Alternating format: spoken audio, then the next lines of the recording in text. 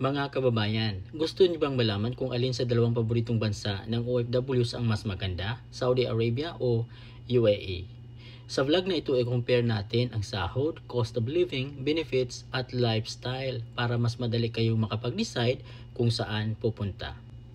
Una, salary and benefits. Saudi Arabia, mataas ang basic salary sa construction, healthcare at mga low-skilled jobs. May overtime pay at minsan may annual bonus. UAE, medyo mas mataas ang sahod sa skilled jobs tulad ng IT, engineering at healthcare. May housing allowance at medical insurance.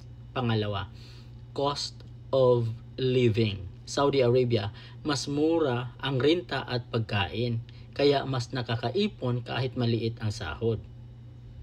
UAE, mas mahal ang renta at groceries, pero mas modern at organized ang mga infrastructure.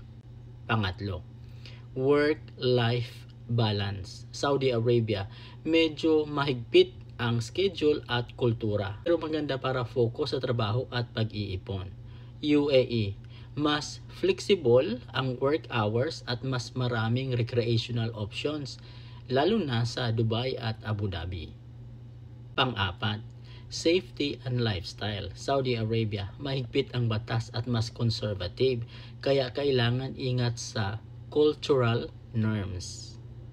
UAE, mas open at cosmopolitan, friendly sa foreigners, maraming social activities. Kaya mga kabayan, kung goal niyo ay mag-ipon ng mabilis, Saudi Arabia ang choice. Pero kung gusto niyo ng mas modern at flexible na lifestyle, UAE ang mas bagay sa inyo. Comment below, saan kayo pupunta kung bibigyan ng choice, Saudi Arabia o UAE?